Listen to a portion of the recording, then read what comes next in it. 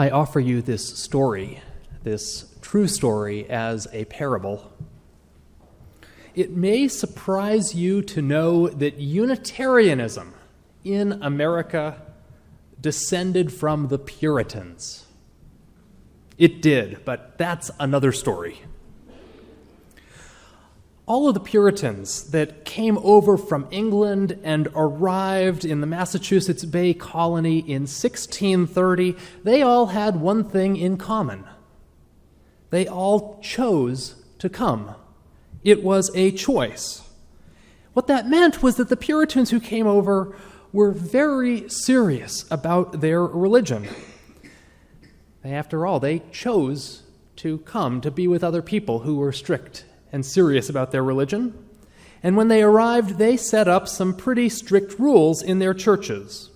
For example, one of them was to be a member of the church, a person had to prove to the minister that they were one of the elect, one of the people that God had chosen to save. In order to be a member, a person had to meet with the minister and give a testimony and offer proof, conclusive proof, that they were saved. This system sounds very weird to us, doesn't it? But it worked well for them. Well, it worked well for a while, but then it stopped working well. It stopped working well when they had children, and their children grew to an age when it was time for them to start becoming members of the church. It turns out that just because your parents are really religious doesn't mean that you will be religious in the same way. We know that's true, right? How many people here have the same religious beliefs as their parents? Not very many. So a few, but how many people don't? All right. It turns out that lots of the children of the first generation of Puritans had trouble giving that testimony. In fact, so many of them in that second generation were not interested in becoming members or not able to become members that the ministers in Massachusetts held an emergency meeting to try to decide what to do about these poor, misguided youngsters. The ministers gathered and they came up with a plan. And the plan that they came up with, they called the Halfway Covenant. Under the Halfway Covenant, only those who could give testimonies were considered full members. Full membership meant that you were allowed to take communion. However, if you were a child of a full member and unable to give a testimony, you would still be considered a half member. Half members were allowed to be baptized, but couldn't take communion. Do you think this system worked? No, it didn't work very well at all. All they did was kick the can down the road. What would happen to the children of the half members? Would they become quarter members? And when would it end? The Puritan elders continued to be anxious about the younger generation. Fewer and fewer of them were taking communion. In fact, the history tells us that a few generations down the road, there were churches in Massachusetts where not a single person in the pews on a Sunday morning was allowed to come take communion. It wasn't a very good system at all. Thus ends the story. From the time of Socrates to the time of the Puritans to the 1960s to today, hardly an age has passed when good and well-meaning people haven't gotten anxious and worried and concerned about the younger generation. In the world of religion today, the decline of religious institutions and the decline of religious participation among young people is provoking a tremendous amount of anxiety right now, both within Unitarian Universalism and all throughout American Christianity. And so this morning I want to talk to you about that, and I want to explore a few things with you. I'm going to talk about the church, this church, and churches in general as institutions with particular sets of challenges at this moment in history. And specifically, I'm going to talk about my vision of a church that faces and lives into its future. I'm going to share some thoughts about doing ministry with this generation of people known as the millennials It's a generation, by the way, in case you're wondering, that I don't claim to belong to. I consider myself to be on the trailing edge of Generation X. And so this millennial generation kind of includes a wide range, everyone from people maybe a few years younger than me to the kids and youth who we just heard singing this morning. So that's a big span. And you should know that I'm committed to living out the lofty vision of the community church, which is to be a church for the whole community. This whole community in all its fullness, not just a sliver of it. Not just one race or ethnicity, not just one sexual orientation, not just one socioeconomic status, and not missing any generation. And I'll also say that when we talk about generational diversity, heck, when we talk about any kind of diversity, not living fully into that diversity for which we long can often lead to feelings of anxiety and shame and self-criticism. And I'd like to just say that at a certain point, these feelings are self-defeating, that people are drawn to joy. And so it's not my goal this morning to scold or to threaten. Rather, it's my goal to bring us to a hopeful and enthusiastic place. But that's not where I'm going to start. If you look at recent data about religious affiliation in America, it's troubling. In just an 8-year period from 2004 to 2012, here is what happened, what is happening to various denominations within the United States. Over a span of not even a decade, from 2004 to 2012, membership in the Presbyterian Church in the United States declined 27%. Membership in the United Church of Christ, a denomination whose theological liberalism is only exceeded by ours, declined 25%. Episcopalians shrunk by 20%, Lutherans by 18%, and American Baptists by 13%. Methodists declined by 7%, and even the Southern Baptists declined by 0.7%. All 4 major branches of Judaism declined in membership as well. Over this same 8-year period, Unitarian Universalists, well, we've fared better than the Presbyterians, Lutherans, and Episcopalians. We've stayed basically the same size. There were 150,000 of us a decade ago. There are 150,000 of us today. There were 150,000 of us in 1961 when our denomination first formed. We're remarkably consistent. Or to put it slightly more pessimistically, in the last half century, the population of the United States has increased by 70%, where we've increased by 0%.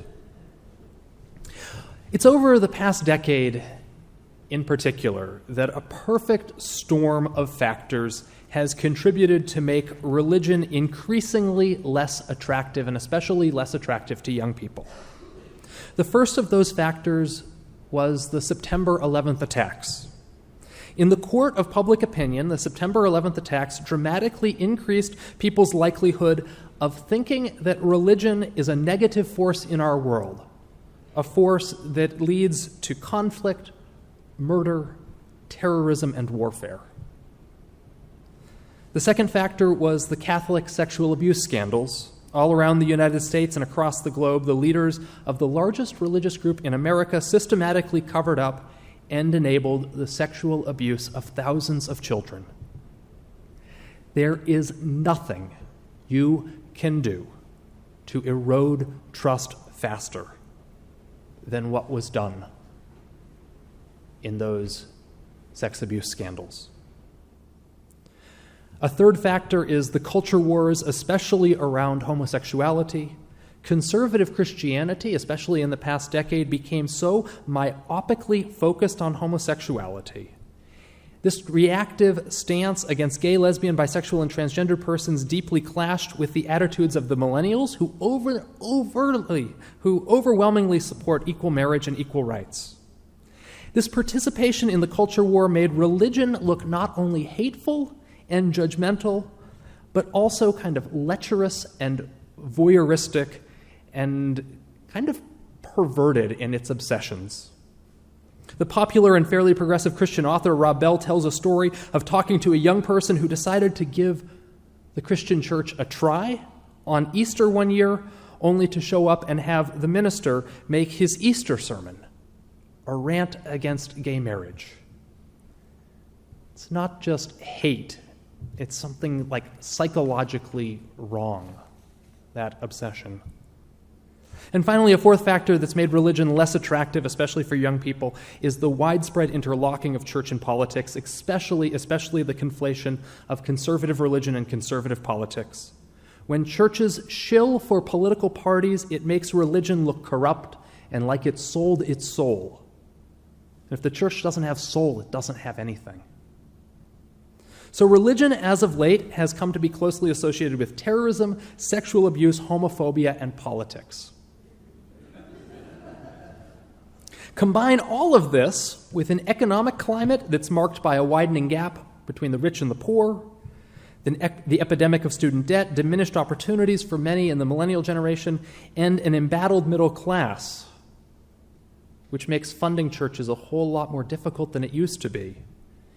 And that trajectory that we see in the past decade makes a whole lot of sense. The religious scandal that's in the news right now involves a younger evangelical minister, Mark Driscoll. Driscoll is the founder of a large megachurch in Seattle, which grew to have 15 branches in 5 states up and down the West Coast. Driscoll's theology is very conservative, although his messaging was hip and edgy and youthful. It attracted a lot of young people, a lot of Gen X and millennials to the congregation. And if you've been following the news recently, Driscoll is currently embroiled in a massive church conflict centered on accountability and control. The fight has turned into a conflagration with accusations going to the media about bullying, abuse, and plagiarism.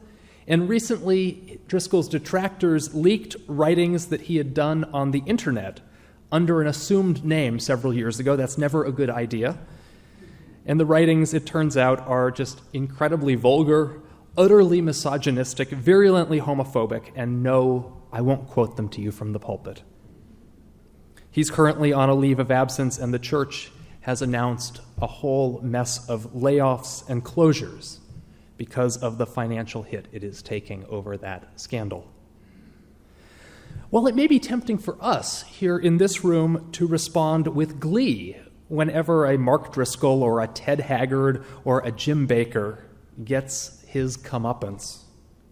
The truth is that schadenfreude isn't a virtue, and in many ways it's bad for us when conservative churches find themselves embroiled in scandal.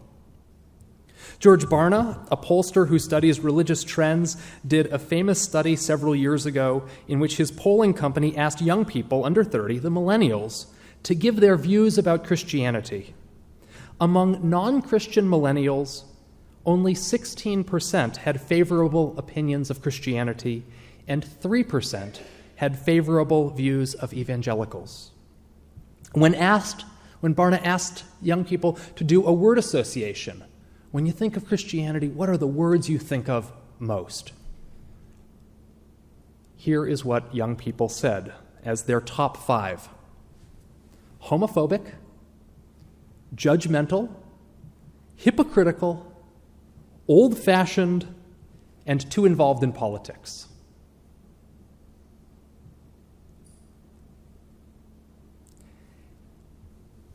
I know what it feels like to be tarred with that same brush. A week or so ago, I went to a social hour here in Chapel Hill for people mostly in their 20s and early 30s. I talked with a couple of dozen people, and I don't think anybody I talked to belonged to a church. So I'm socializing, I'm mingling. Nice to meet you. What do you do? I'm a minister.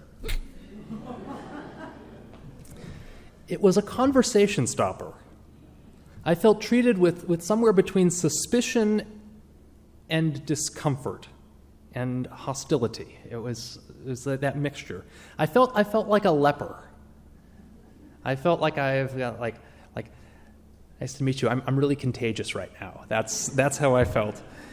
And as I got to talk with people, people assumed that I was not only kind of intolerant and judgmental, but also kind of prudish and really not a fun person at all. And so I felt if I felt this, there's this really kind of uphill battle that even liberal religion is facing at this time. I want to name that. One of my colleagues told me, one of my UU minister colleagues, a young guy, single, tells me when he goes out, he tells people that he meets that he works as a community organizer. So he lies about being a minister because he's sick of having to explain himself.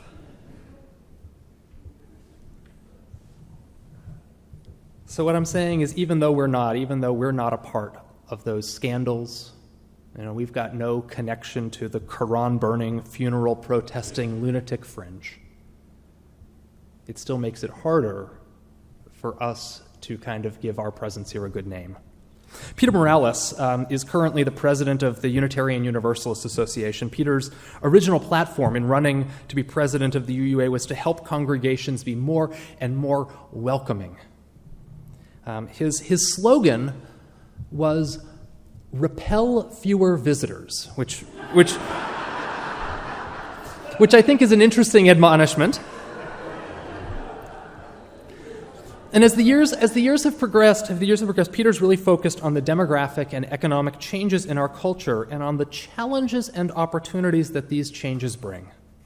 So Peter looks at the data about racial diversity in the United States, how in a few decades there will be more people of color than whites in the United States, and he looks at how our faith will need to grow more multicultural, and he invests a lot of time in promoting leadership among youth and young adults of color. And Peter also looks at data from people who study demographics, and he finds that there's a lot that we are that is actually really favorable for younger generations. Our stance on equal marriage, our willingness to seek wisdom and inspiration from diverse religious traditions, in fact, our interest in pluralism, our creativity, our openness in faith, these things, he says, point to the fact that we're really situated well to become the religion for our time. There isn't that much of a gap.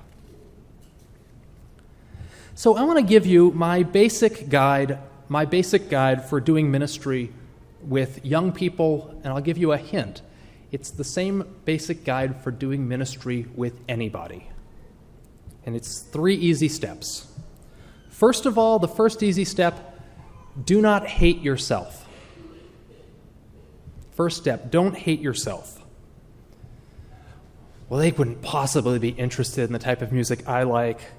Oh, well, they wouldn't want to hang out with me. Oh, why would they want to be in community with me? That's kind of a negative talk that becomes its own self-confirming wisdom. So the first goal is to really like yourself and be joyful as you are. The second one, if the first one is not to hate yourself, the second one is not to hate them. A few years ago, no, this is, you think this is elementary, but a few years ago, there was a UCC minister who penned this rant entitled, "Spiritual but not religious, please stop boring me." And it was all about how people who don't go to church are self-centered, narcissistic, and superficial.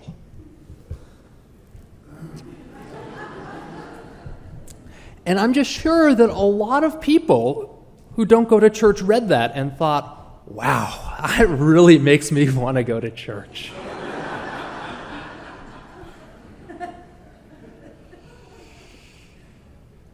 The whole thing, we should not be surprised that we shoot ourselves in the foot sometimes, but it's astounding how quickly we manage to reload, that sort of a thing.